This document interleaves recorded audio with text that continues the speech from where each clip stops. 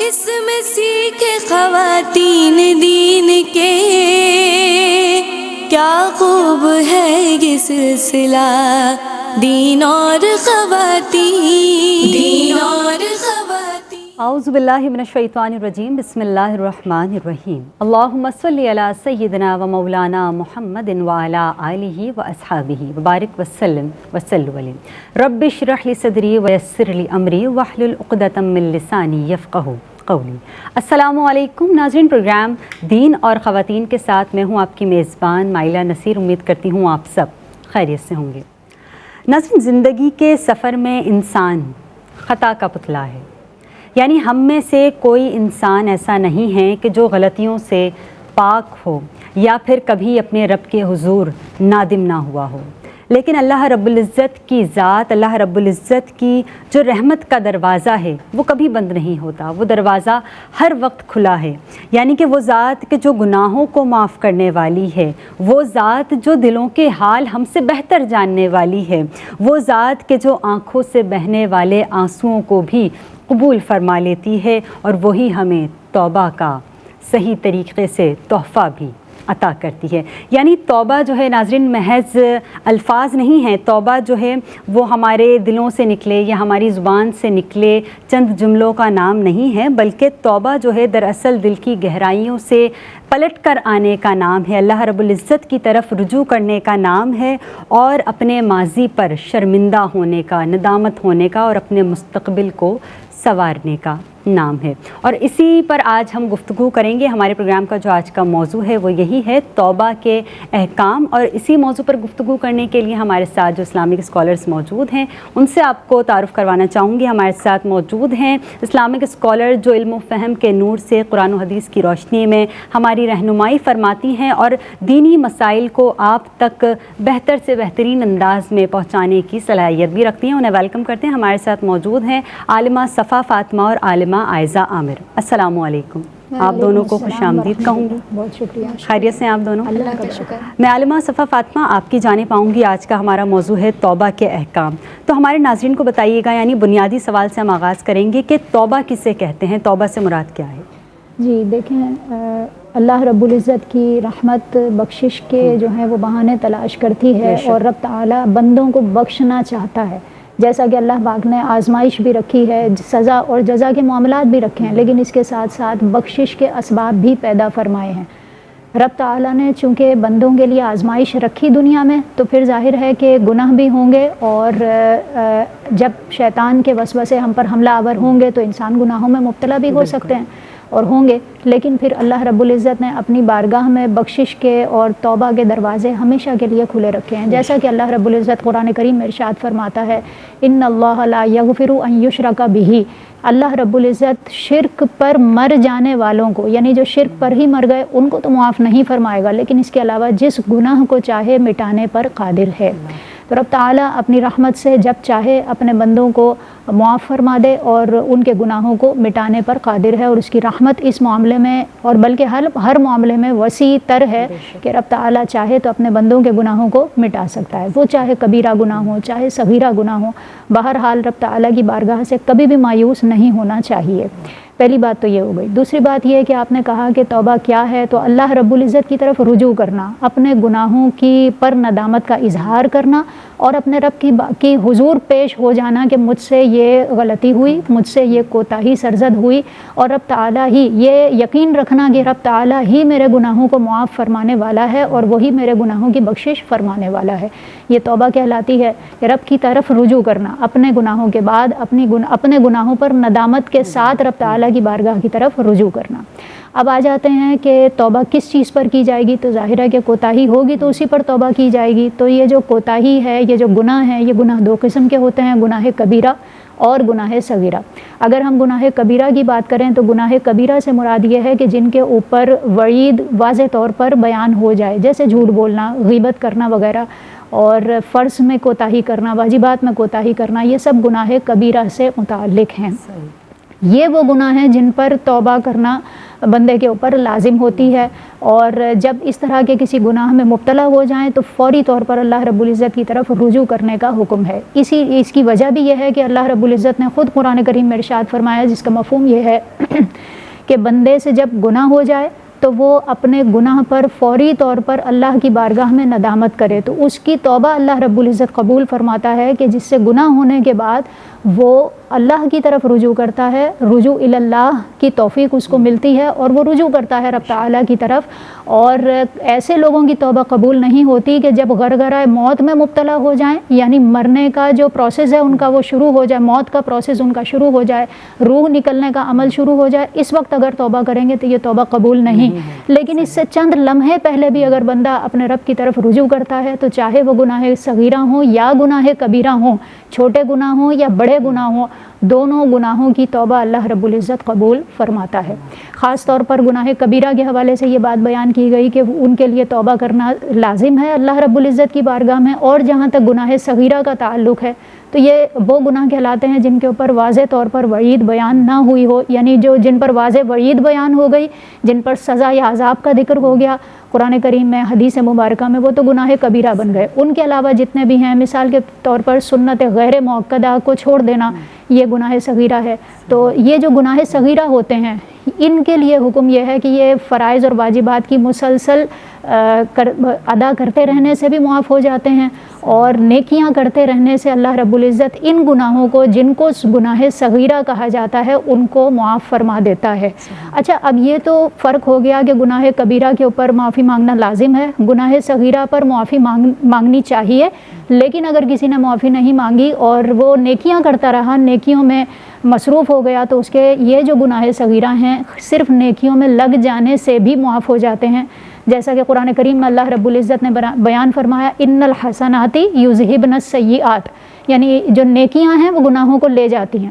تو اس کا مطلب یہ ہے کہ یہاں سے گناہ صغیرہ مراد ہیں، جیسا کہ علماء نے بیان فرمایا کہ اس آیت مبارکہ کے تحت یہ بات سمجھنی چاہیے کہ گناہ صغیرہ اس سے مراد ہیں کہ جب نیکیاں کرتے رہیں گے تو گناہ صغیرہ مٹتے رہتے ہیں۔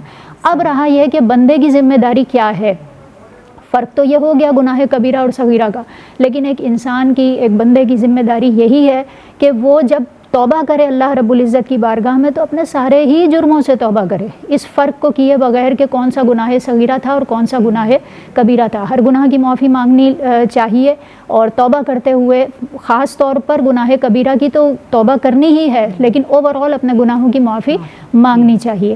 ایک بات یہاں پر اور عرض کروں گی کہ گناہ کبیرہ اور صغیرہ کا فرق تو ہم نے کر دیا، لیکن اگر گناہ صغیرہ پر بار بار اصرار کیا جائے تو یہ پھر گناہ صغیرہ نہیں رہتا بلکہ یہ کبیرہ میں شامل ہو جاتا ہے۔ تو اس کا مطلب یہ نہیں ہے کہ اگر ہم نے یہاں فرق کر دیا ہے کہ گناہ کبیرہ وہ ہیں جن کے اوپر واضح طور پر حکم آ جائے یا اس کی وعید بیان کر دی جائے تو وہ چھوٹا گناہ بس چھوٹا ہی ہے، تو اس کو چھوٹا سمجھ کے کرنے والا گویا کہ اب یہ گناہ کبیرہ ہی کر رہا ہے۔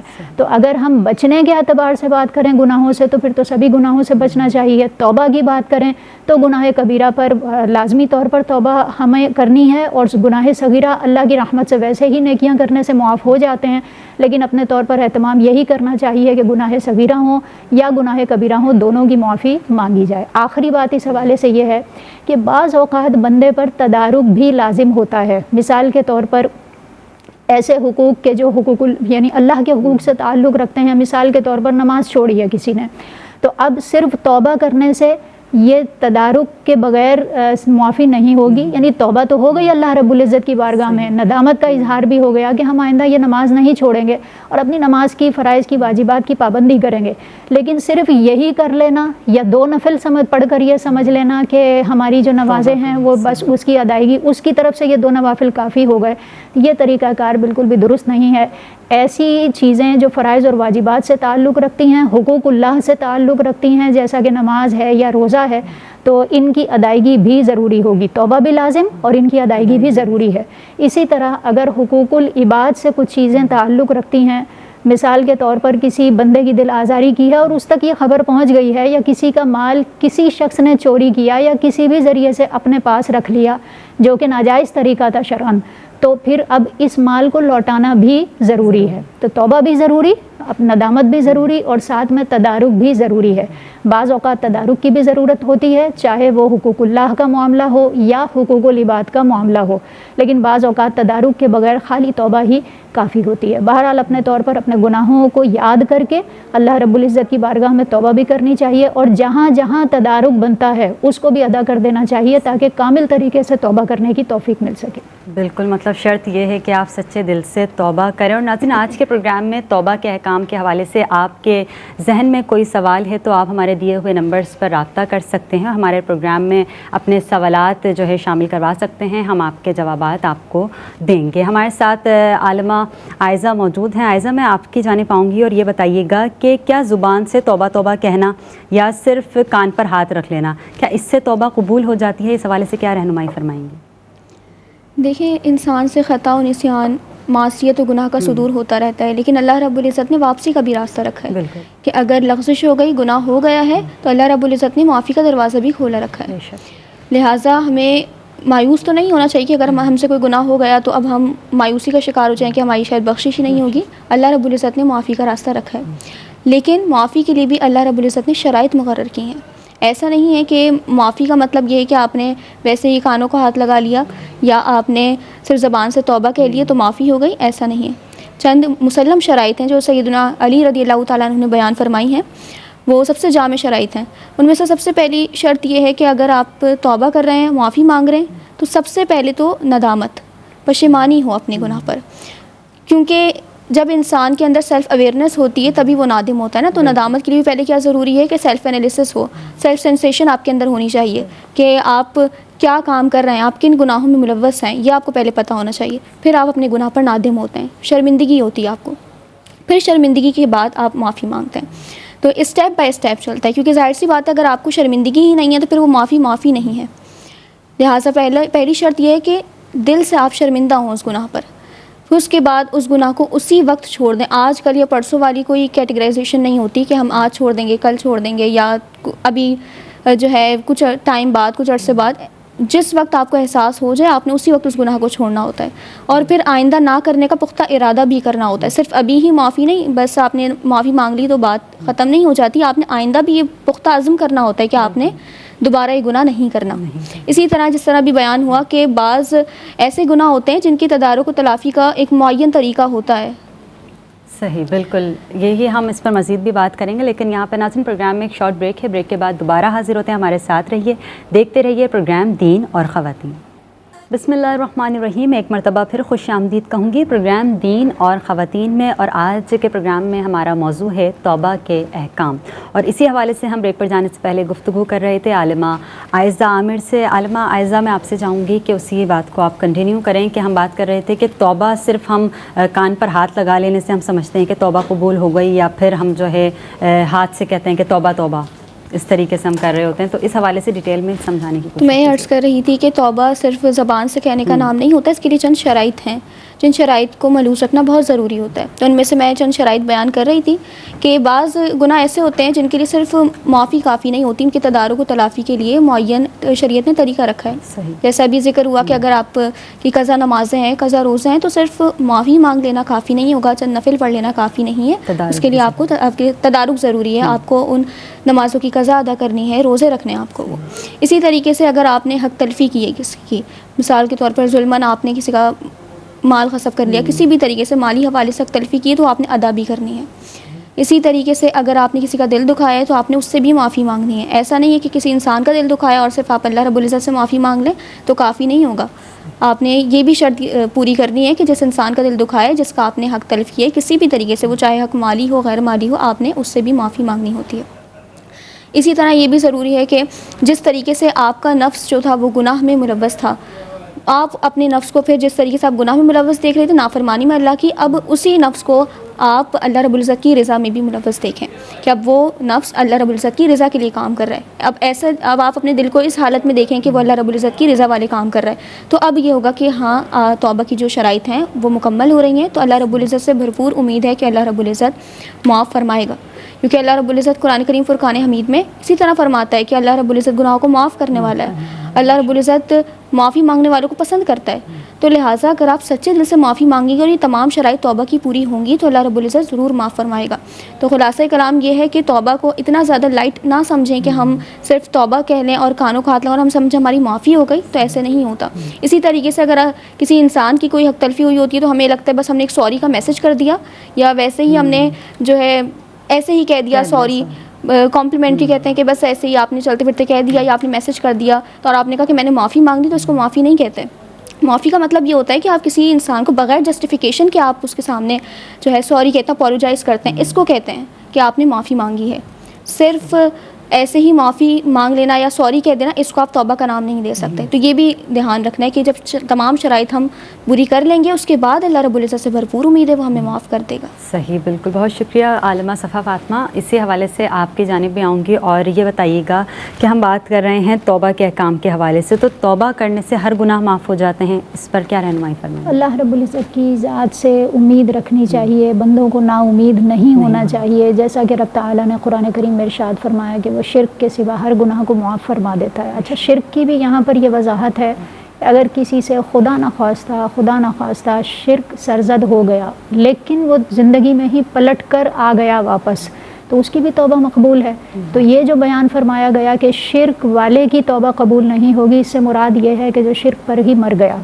اس کے علاوہ جتنے مسلمان ہیں وہ جتنے ہی گناہوں میں مبتلا کیوں نہ ہوں، ان کو اللہ رب العزت کی رحمت سے کبھی بھی مایوس نہیں ہونا چاہیے. وہ گناہ ظاہری ہوں یا پوشیدگی میں کیے ہوں، چھوٹے ہوں یا بڑے ہوں، اللہ رب العزت معاف کرنے پر یقیناً قادر ہے. اور اسی لیے اس نے تواب فرمایا خود کو کہ اللہ رب العزت توبہ کو بہت زیادہ قبول کرنے والا، بہت زیادہ بڑھ کر رحیم ہے. اس لیے مایوسی تو بالکل نہیں ہونی چاہیے. اچھا، اسی طرح صلاۃ التسبیح کی جو نماز کا طریقہ نبی کریم علیہ الصلاۃ والسلام نے بیان فرمایا، تو اس کے آخر میں اس طرح کے الفاظ بھی ملتے ہیں کہ رب تعالیٰ اس نماز کی برکت سے صغیرہ، کبیرہ، پوشیدہ، ظاہری ہر طرح کے گناہوں کو مٹا دیتا ہے. اس طرح اور بھی بہت سارے ایسے اعمال ہیں جن کی طرف متوجہ کیا گیا کہ ان اعمال کو بجا لائیں تو وہ توبہ کا بہترین ذریعہ بن جاتے ہیں کہ وہ نماز ادا کریں یا نیک اعمال کریں اور اس کے بعد اللہ رب العزت کی بارگاہ میں توبہ اور استغفار کریں. ایک بات یہاں پر ابھی بیان ہوئی کہ ندامت کا اظہار کرنا یہ توبہ ہے. اچھا، اس کے ساتھ یہ بھی ذہن میں رکھیں گے، یہ بھی عہد ہونا چاہیے کہ گناہ کی طرف دوبارہ لوٹ کر نہیں جائیں گے. یہ بھی توبہ کے ارکان میں ہی شامل ہے. ندامت بھی ہو گئی، سب کچھ ہو گیا، لیکن پھر پلٹ کر جا رہے ہیں تو یہ ارادہ کم از کم پہلے سے ہونا چاہیے کہ ہم دوبارہ اس گناہ کو نہیں کریں گے. باقی انسان خطا کا پتلا ہے، خطا ہوتی رہتی ہیں خطائیں، لیکن خود سے یہ ارادہ کم از کم پہلے سے ہونا چاہیے کہ دوبارہ اس گناہ کی طرف نہیں جائیں گے. اور اگر ہو جائے گناہ تو پھر دوبارہ پلٹ کر آ جائیں تو اللہ رب العزت ہر طرح کے گناہوں کو معاف فرماتا ہے. رب تعالیٰ بلکہ حدیث مبارکہ میں آتا ہے کہ تم ایک قدم چل کر جاتے ہو تو 10 قدم اللہ رب العزت کی رحمت تمہاری طرف متوجہ ہوتی ہے. تو بندے کو لوٹنے والا، بار بار آنے والا اللہ رب العزت کو پسند ہے. اور اصل بات یہ ہے کہ اعتراف ہونا چاہیے بندے کے اندر، ندامت کا اظہار ہونا چاہیے. وہ غافل ہو سکتا ہے، خاطی ہو سکتا ہے، لیکن باغی نہیں ہونا چاہیے. باغی وہ ہوتا ہے کہ جو گناہ کی طرف جائے اور واپس پلٹ کر آنے کا ارادہ ہی نہ کرے، یا پھر اللہ کی رحمت سے مایوس ہو جائے کہ گناہ کر لیے اب اس قدر گناہ ہو گئے ہیں کہ معافی نہیں ہو سکتے. تو یہ دونوں چیزیں نہیں ہونی چاہیے. بغاوت نہیں ہونی چاہیے، نا امیدی نہیں ہونی چاہیے. اگر امید کے ساتھ پلٹ کر آئیں تو جیسا کہ میں نے عرض کیا کہ گرگرہ موت سے کچھ لمحے پہلے بھی اگر کوئی شخص توبہ کرتا ہے تو اس کی توبہ اللہ رب العزت کی بارگاہ میں یقیناً مقبول ہوتی ہے. بالکل. ناظرین، پروگرام میں آج ہم بات کر رہے ہیں توبہ کے احکام کے حوالے سے، اور بہت اچھا گفتگو یہ ہماری آج کی جاری ہے. اگر آپ کے ذہن میں کوئی سوال ہے توبہ کے احکام کے حوالے سے، آپ کے ذہن میں کوئی بھی سوالات ہیں تو آپ ہمیں لائیو کالز کے ذریعے اپنے سوالات ہم تک پہنچا سکتے ہیں اور ہمارے نمبرز پہ کانٹیکٹ کر سکتے ہیں. عالمہ عائزہ عامر میں آپ کی جانب آؤں گی. اور ابھی جیسا کہ عالمہ صفا فاطمہ نے بات کی توبہ کے حوالے سے، تو اگر توبہ کرنے کے بعد دوبارہ گناہ سرزد ہو جائے تو اس حوالے سے کیا حکم ملتا ہے، کیا کہیں گے آپ؟ اگر توبہ کرنے کے بعد دوبارہ گناہ سرزد ہو جاتا ہے کسی انسان سے، اور سچے دل سے جو توبہ کی شرائط بیان ہوئی ان تمام شرائط کو ملحوظ رکھتے ہوئے اللہ رب العزت سے معافی مانگتا ہے، تو اللہ رب العزت سے امید ہے کہ اللہ رب العزت معاف فرمائے گا. ہمیں دین اسلام میں مایوسی نہیں سکھائی جاتی ہے، مایوسی کا کوئی کانسیپٹ نہیں ہے ہمارے دین میں. انسان خطا کا پتلا ہے، انسان بہت خطائیں کرتا ہے، لیکن اگر وہ سچے دل سے اللہ رب العزت سے معافی مانگتا ہے تو اللہ رب العزت اس کو معاف بھی فرماتا ہے. لہٰذا لیکن یہ بھی بات یاد رہے کہ مایوس نہ ہونا ایک الگ چیز ہے، لیکن آپ بالکل ہی بے فکر ہو جائیں یہ بھی نہیں ہونا چاہیے. اور دوسری چیز یہ کہ ایسا ہوتا ہے کہ شیطان ظاہر سی بات ہے ہر ٹائم ہمارے ساتھ ہوتا ہے، وہ ہر وقت ہمیں بہکا رہا ہوتا ہے، اور شیطان گناہوں کے راستوں کو، گناہوں کی چیزوں کو ہمارے لیے مزین کر کے، آراستہ کر کے پیش کرتا ہے ہمارے سامنے. تو اسی لیے انسان بہک جاتا ہے کہ وہ معافی مانگتا ہے، اور اس وقت تو اس کے ذہن میں یہی ہونا چاہیے ویسے تو کہ اب وہ دوبارہ گناہ نہیں کرے گا، لیکن شیطان بہکاتا ہے اور انسان پھر اس کے بہکاوے میں آ کر وہ گناہ دوبارہ کر لیتا ہے. لیکن اگر ریگریٹ ہو جاتا ہے، اگر وہ شرمندہ ہو جاتا ہے اور وہی ندامت، سچی ندامت ہونی چاہیے، تو پھر اللہ رب العزت سے معافی کی امید ہے. آپ علیہ و تسلیمات فرماتے ہیں کہ بنی آدم یعنی انسان بہت خطا کرنے والا ہے، لیکن بہترین خطا کار وہ ہے جو زیادہ توبہ کرتے ہیں. یعنی اللہ رب العزت کی طرف اگر کوئی لوٹ کر آتا ہے اور توبہ کر لیتا ہے تو پھر اللہ رب العزت اس کی توبہ کو قبول بھی فرماتا ہے، کیونکہ انسان خطا کرتا رہتا ہے. لیکن اگر وہ توبہ بھی کرتا ہے نادم ہو کر، صرف ایسے ہی توبہ نہیں، نادم ہو کر سچی توبہ کرتا ہے، تو اللہ رب العزت اس کو قبول فرما لیتا ہے. لیکن یہ بھی بات یاد رہے کہ آپ کو جد و جہد کرنی ہوتی ہے. ایسا نہیں ہے کہ اب آپ ایسے ہی بے فکر ہو کے بیٹھ جائیں. جب آپ کوئی گناہ چھوڑتے ہیں تو شیطان آپ کو بار بار اس گناہ کی طرف لے کر جاتا ہے. وہ ڈیٹیچمنٹ جو ہوتی ہے اتنی آسانی سے نہیں ہوتی ہے، تو لہٰذا مسلسل آپ کو اپنے آپ سے، آپ کو شیطان سے فائٹ کرنی ہوتی ہے. آپ کو اگر آپ یہی سوچ کے ہر بار کہ شیطان نے بہکایا اسی لیے ہم سے گناہ ہو گیا، تو ایسا نہیں ہے. آپ کو مسلسل یہ بھی کوشش کرنی چاہیے کہ ایمان سے بڑی طاقت کوئی نہیں ہوتی. آپ اب ایمان کی طاقت جو ہوتی ہے وہ آپ کو گناہوں سے دور کرتی ہے. آپ کا جو ٹائم ہے آپ اس کو اچھے کاموں میں صرف کریں. آپ نماز کی پابندی کریں، تلاوت قرآن کریں، ذکر و اذکار میں مشغول رہیں، تو ان تمام عبادات کی برکت سے اللہ رب العزت آپ کو ان گناہوں سے دور رکھے گا. تو لہٰذا مایوس بھی نہیں ہونا ہے، کیونکہ ظاہر سی بات ہے اللہ رب العزت قرآن کریم فرقان حمید میں یہ بیان فرماتے ہیں اپنے حبیب کے واسطے کہ قل یا عبادی الذین آمنوا ان تصرفوا علی انفسہم، کہ اگر وہ مفہوم آیت یہ ہے کہ اگر کسی نے اپنے اوپر ظلم کر لیا ہے، کہ محبوب آپ ان سے فرما دیجئے کہ میرے جو بندے ہیں کہ جنہوں نے اپنے اوپر ظلم کر لیا، زیادتی کر لی ہے، تو وہ اب اللہ کے رحمت سے مایوس نہ ہوں، کیونکہ اللہ رب العزت تمام گناہوں کو بخشنے والا ہے. تو لہٰذا مایوس بھی نہیں ہونا ہے اور بے فکر بھی نہیں ہونا ہے. بہت فائن لائن ہے. ایسا بھی نہ ہو کہ آپ بولیں کہ اللہ تو بخشے گا ہی نہیں، اور ایسا بھی نہ ہو کہ آپ یہ سوچیں کہ اللہ تو بخش دے گا تو آپ گناہ کرتے چلے جائیں. تو ایسا بھی نہیں ہونا چاہیے. بہت خوبصورتی سے آپ نے بیان کرا. یقیناً اللہ تعالیٰ کی ذات، ناظرین، جو اللہ تعالیٰ کی رحمت ہے وہ اتنی زیادہ وسیع ہے کہ وہ اپنے بندے کے ہر گناہ کو معاف کرنے پر قادر ہے. عالمہ صفا فاطمہ آپ کی جانب آؤں گی، اور یہاں پر یہ بتائیے گا کہ توبہ کرنے کے بعد ہم نے ابھی جانا کہ اگر کوئی گناہ سرزد ہو جاتا ہے تو اس حوالے سے کیا حکم ہے، لیکن اگر کسی سے کوئی گناہ سرزد ہو گیا ہے اور پھر اس نے توبہ بھی کر لی ہے، تو اس کے بعد اس کو اس کے سابقہ گناہ پر تانے دینا، تو اس حوالے سے شریعت میں کیا حکم ملتا ہے، اس پر رہنمائی فرمائیں. جی، یہ بہت زیادہ افسوسناک صورتحال ہوتی ہے کہ ہمارے معاشرے میں عام طور پر یہ چیز دیکھی جاتی ہے، کسی نے توبہ کر لی، اللہ رب العزت کی طرف رجوع کیا، اپنے اعمال کو اور اپنے تمام معاملات کو یکسر تبدیل کر لیا، تو اب اس کو خاندان والوں کی طرف سے، اقربا کی طرف سے، بعض اوقات دوست احباب وغیرہ کی طرف سے یہ باتیں سننے کے لیے ملتی ہیں کہ بڑے بنتے ہیں ہم تو جانتے ہیں پہلے کیا تھے، یا آج ہمیں نصیحت کر رہے ہیں، کل ان کی تمام چیزیں ہمارے نظر میں ہیں اور ہمیں معلوم ہے، تو پہلے خود بھی تو ایسے ہی تھے. تو یہ تو اللہ رب العزت کا ان پر کرم ہوا کہ رب تعالیٰ نے ان کو توبہ کی توفیق دے دی. یہ تو اور ہمارے لیے لمحہ فکریہ ہے کہ ان کو توفیق مل گئی جن کو ہم آج بھی برا کہہ رہے ہیں. ان کی توبہ اللہ نے قبول فرما لی، لیکن ہم آج بھی انہی معاملات میں مبتلا ہیں جس پر ہمیں اپنی اصلاح کی ضرورت ہے. تو یہ تانا دینے کا مقام نہیں ہے، یہ تو مزید اور اپنی اصلاح اور اپنے لیے لمحہ فکریہ ہے کہ ہمیں اصلاح کی ضرورت ہے، اور ہمیں اپنے معاملات کو درست کرنا چاہیے کہ ان کی توبہ قبول ہوئی لیکن ہمیں توبہ کی توفیق یا تو ہوئی نہیں، یا پھر وہ ہماری توبہ قبولیت کے درجے تک نہیں پہنچ پا رہی ہے، تو ہمیں اصلاح کرنی ہے. ایک تو یہ بات. دوسری بات یہ ہے کہ نبی کریم علیہ الصلاۃ والسلام کا عمل مبارکہ اس معاملے میں بالکل واضح ہمارے سامنے ہے کہ نبی پاک علیہ الصلاۃ والسلام نے ایک مقام پر یہ فرمایا کسی کے متعلق کہ ان کی توبہ قبول ہوئی اور اللہ رب العزت کی رحمت سے وہ اس وقت جنت کی نہروں میں غوطہ زن ہیں. تو یہ بڑے کلیئر الفاظ ہیں کہ اللہ رب العزت توبہ کو قبول فرماتا ہے تو وہ سابقہ گناہ گویا کہ ایسے ہو جاتے ہیں جیسے کیے ہی نہ تھے، اس طرح مٹ جاتے ہیں. بلکہ بعض روایات میں یہ آتا ہے کہ جب اللہ رب العزت بندے کی توبہ کو قبول فرماتا ہے تو جو فرشتے اس کے نامہ اس کے اعمال کو لکھ رہے تھے تو وہ مٹ جاتے ہیں، اور زمین پر سے اثرات ختم ہو جاتے ہیں، اور آخرت میں وہ اس طرح پہنچے گا بندہ کہ اس نے کوئی گناہ گویا کہ کیا ہی نہیں. یعنی اللہ رب العزت اپنے بندے کے گناہ کو بھی معاف کرتا ہے اور اپنے بندے کو بھی پاک کر دیتا ہے. ناظرین، مزید پروگرام میں سوالات شامل کریں گے، لیکن یہاں ایک شارٹ بریک ہے. بریک کے بعد دوبارہ حاضر ہوتے ہیں. ہمارے ساتھ رہیے، دیکھتے رہیے پروگرام دین اور خواتین. بسم اللہ الرحمن الرحیم. ایک مرتبہ پھر خوش آمدید کہوں گی پروگرام دین اور خواتین میں، اور آج ہم بات کر رہے ہیں ناظرین توبہ کے احکام کے حوالے سے.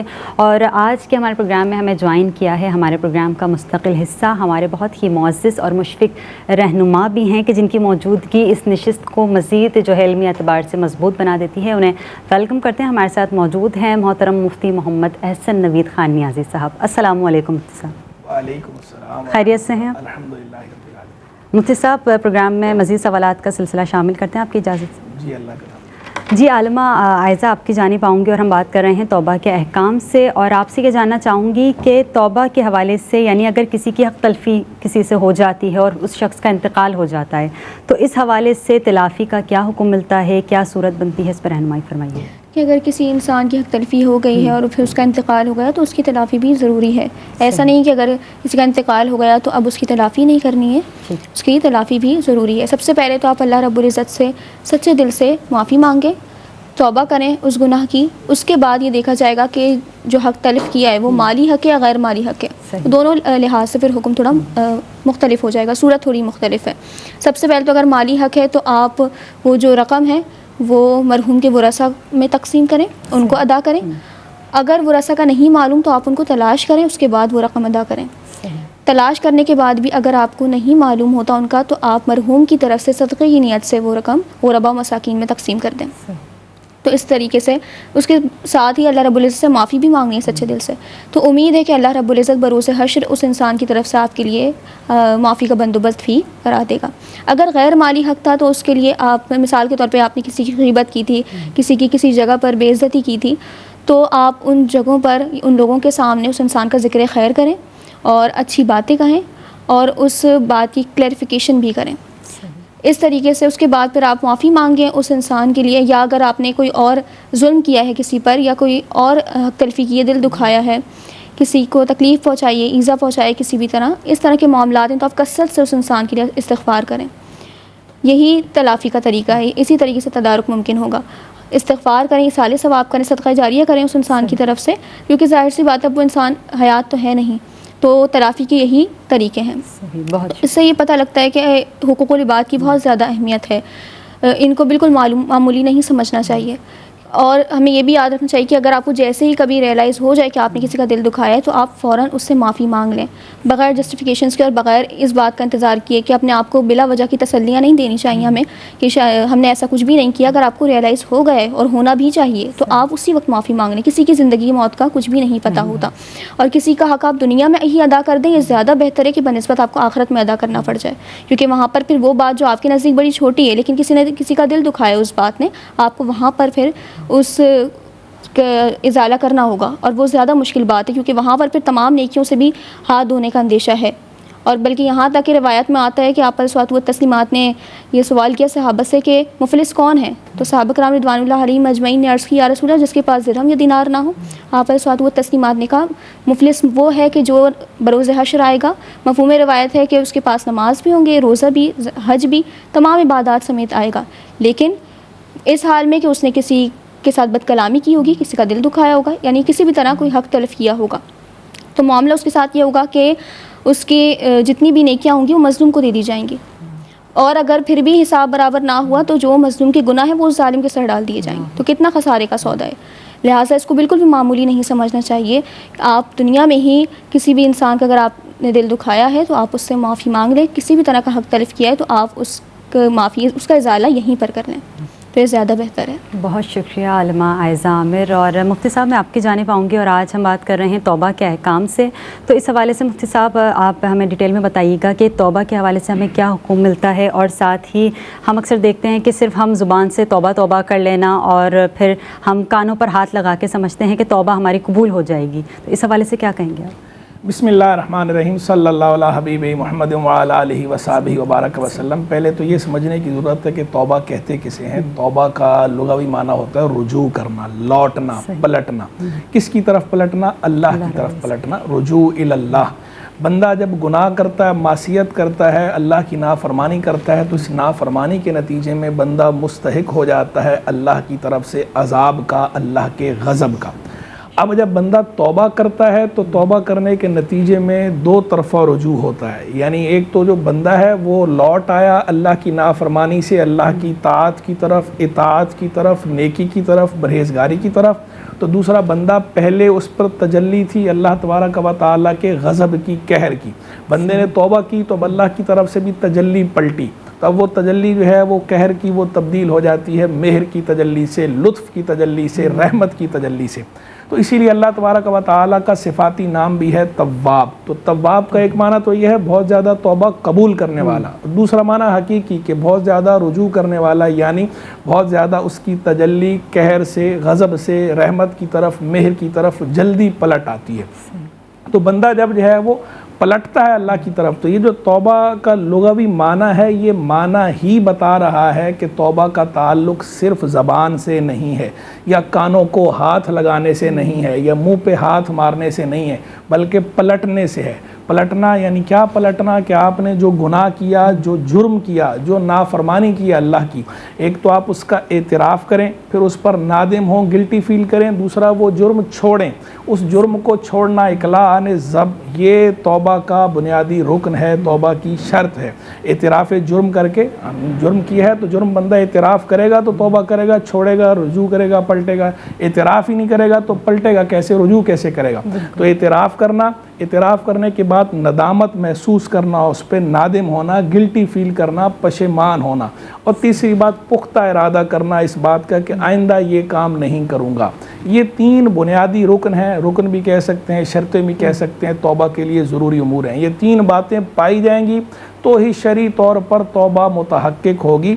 अगर इनमें से कोई एक बात भी नहीं पाई जा रही तो शरई तौर पर तौबा मुतहक्किक नहीं हुई। भले बंदा ज़बान से कहता रहे कि मैंने जो है वो तौबा कर ली, सही, उसके ज़बान से कहने का, सिर्फ ज़बान से कहने का एतबार नहीं है। शरई तौर पर जिस तौबा का हुक्म है और जिस तौबा के फ़ज़ाइल वारिद हुए हैं वो तौबा यही तौबा है कि जिस तौबा के अंदर ये तीनों बातें पाई जा रही हों, कि बंदा जुर्म का एतराफ़ करके जुर्म करना छोड़ दे, फिर उस पर नादिम हो, और फिर पुख्ता इरादा कर ले कि आइंदा मैं ये काम नहीं करूँगा। ये तीन बुनियादी हैं। फिर इसके अंदर नदामत बतौर ख़ास, कि इसके बारे में तो बाकायदा हदीस भी है, अन्नदमु तौबा, नदामत तौबा है, क्योंकि ये जौहरी है, कलीदी है, असासी है। क्योंकि जब बंदा पशेमान होता है तो ये पशेमानी उसे उभारती है वो काम छोड़ने पर और आइंदा वो काम ना करने पर। तो चूँकि ये जौहरी और कलीदी रुकन है, इसीलिए ये फरमाया गया कि अन्नदमु तौबा, कि गोया नदामत ही तौबा है, यानी नदामत से तौबा का अब आगाज़ होना है, नदामत पर तौबा की बुनियाद है। अगर बंदा पशेमान ही नहीं होगा, गिल्टी फील ही नहीं करेगा, तो वो जुर्म छोड़ेगा ही नहीं, ना पुख्ता इरादा करेगा आइंदा जो है वो ना करने का। तो इसलिए नदामत भी ज़रूरी है, पशेमान होना भी ज़रूरी है। फिर अगली बात इसके अंदर ये भी मद्देनज़र है कि ये जो पशेमान होना है या जुर्म छोड़ना है, या ये इरादा पुख्ता कि आइंदा नहीं करूँगा, ये अल्लाह की खातिर हो, अल्लाह की रज़ा के लिए हो, तो ये शरई तौर पर तौबा कहलाएगा। वरना अगर बंदे ने सिर्फ इस वजह से जुर्म छोड़ा या इस वजह से इरादा किया जुर्म का कि आइंदा नहीं करूँगा, या पशेमान हो रहा है उस पर कि मुझे इससे ये, इस जुर्म की वजह से मुझे ये माली नुकसान हो गया है, या इस जुर्म की वजह से मेरी रुसवाई हो गई है, इस वजह से अगर वो परेशान हो रहा है, तो सिर्फ इस वजह से परेशान होना या पशेमान होना या जुर्म छोड़ना ये शरई तौबा नहीं है, क्योंकि ये अपने नुकसान से बचने के लिए छोड़ रहा है, ना कि अल्लाह की रज़ा के लिए। जुर्म समझ कर उसे कि ये जुर्म है, मैंने ये अल्लाह तबारक व तआला की नाफरमानी की है, अल्लाह के गज़ब का सदावार हो गया हूँ, मैं अल्लाह को राज़ी करने के लिए छोड़ रहा हूँ। तो ये अल्लाह की रज़ा का बीच में होना ज़रूरी है। बाकायदा इस पर मुहद्दिसीन, मुतकल्लिमीन, फ़ुक़हा, उसूलियीन सब ने ही इसकी बाकायदा तसरीह फरमाई है कि ये अल्लाह की रज़ा के लिए छोड़ेगा, लिल्लाह अगर ये नदामत होगी, लिल्लाह जुर्म छोड़ेगा तो ये शरई तौर पर तौबा है। वरना अगर वो अपने किसी ज़ाती मफाद की वजह से छोड़ रहा है कि भाई मेरा नुकसान हो गया, माली नुकसान हो गया, या मेरी बेआबरूई हो गई है, या मेरी रुसवाई हो गई है, इस वजह से छोड़ रहा है, तो ये शरई तौर पर तौबा नहीं है। जुर्म तो छूट गया, लेकिन जो शरई तौबा है वो उसके ज़िम्मे अभी बाकी है, वो शरई तौबा अदा नहीं हुई। ये तो हो गई तीन बातें जो अमूमन ज़रूरी हैं। फिर एक चौथी बात भी है وہ یہ کہ اگر جرم، یہ تو 3 چیزیں ہر طرح کے جرم سے توبہ کے لیے ضروری تھیں. چوتھی چیز ان چیزوں کے لیے ہے کہ وہ جرم اگر قابل تلافی ہو تو پھر اس کی تلافی کرنا بھی ضروری ہے. قابل تلافی سے مراد یہ ہے مثلا نمازیں اگر قضا کر دی ہیں تو اب نمازوں کو قضا لوٹانا ضروری ہے. روزے اگر جو ہے وہ قضا ہو گئے ہیں تو ان کو قضا لوٹانا ضروری ہے، دوبارہ رکھنا ضروری ہے. یہ نہیں کہ جناب اللہ تعالیٰ معاف کرنے والا ہے، اللہ معاف کرنے والا ہے، لیکن یہ بھی اللہ اور اللہ کے رسول علیہ الصلوۃ والسلام کا ہی حکم ہے کہ جب توبہ کرنی ہے تو اس کے بعد جو چیزیں ذمے میں قضا رہ گئی ہیں ان کی قضا لوٹانی ہے. ایسے ہی کسی کا حق دبایا ہے تو وہ حق یا تو اسے ادا کریں، واپس کریں، یا اس سے معاف کروانا، اس کا دل صاف کرنا یہ بھی ضروری ہے. ایسا نہیں کہ آپ کہہ رہے ہیں کہ جناب ندامت ہو گئی، پشیمان ہو گئی، میں نے اللہ سے معافی مانگ لی ہے. اللہ سے تو معافی مانگ لی، لیکن جس بندے کا آپ نے حق دبایا ہے اس کا پیسہ آپ اس کو واپس نہیں کر رہے، یا اس سے معاف نہیں کرا رہے، یا اس کا دل صاف نہیں کر رہے. پھر معافی بھی جو اس سے ہے نا، وہ معافی بھی جو معافی مانگنے کا طریقہ ہے اس طریقے سے معافی مانگنی چاہیے. ایسا بھی نہیں کہ زور زبردستی کر کے زبردستی کر رہے ہیں کہ نہیں معاف کرو معاف کرو معاف کرو، نہیں، بلکہ لجاجت کے ساتھ، ندامت کے ساتھ، پشیمانی کے ساتھ جو باقاعدہ معافی مانگنے کا طریقہ ہے اس طریقے سے مانگی جائے. لگے ہاتھوں اس پہ وہ بات بھی کر دیتا ہوں کیونکہ جو ہے وہ شعبان المعظم ہے اور شب برات قریب ہے. لوگ ایک لمبا چوڑا میسج بناتے ہیں واٹس ایپ پہ، پھر لمبا چوڑا میسج بنا کر کہ میں نے اگر آپ کا دل دکھا دیا ہو، کوئی حق دبا دیا ہو، مجھے معاف کر دیں، اللہ کی رضا کے لیے جو ہے وہ کہہ دیں میں نے آپ کو معاف کیا.